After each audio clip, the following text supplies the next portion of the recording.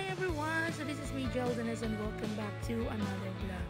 So today guys, it's summer days. So ayan, ang aming family guys is gumala, syempre nag-beach. So nandito po kami ngayon sa Solel. So resort to sa Lemery, Batangas. So papakita ko sa inyo guys yung view nila dito at saka yung mga amenities nila.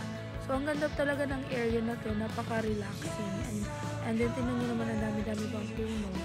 And meron po silang mga area dito na ang ganda-ganda ng mga view. And talagang pang ano talaga, Instagramable.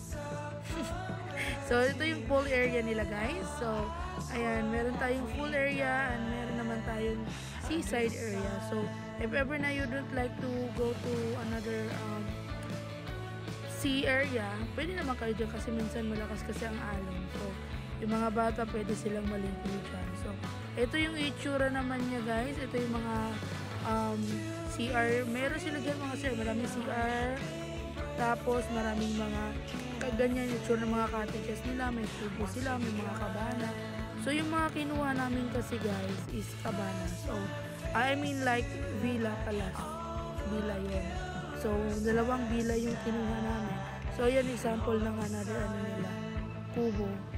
So meron parang malaki naman yung area na papunta pa dun sa dulo. Merong another mga sinamon so ito yung kanilang.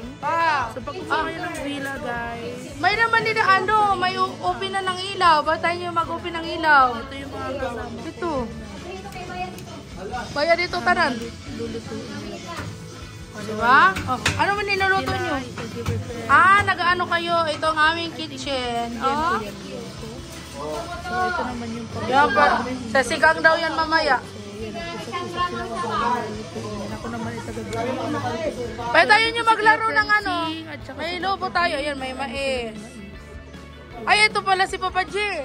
So, ayan yan. Diyan po meron din. Pwede tayo nyo maglaro ng volleyball. May bola doon. So, yung area na yan, anyo pa. So, ito yung villa na sinasabi ko sa inyo guys. Ayan. So, yan yung villa. Ito naman yung sarili yung CR. So, sa loob ng villa, meron naman yung sarili din CR. So, yan yung ate ko. So, ganyan na itsura yung seaside area. Yung kabilang villa din amin din yan.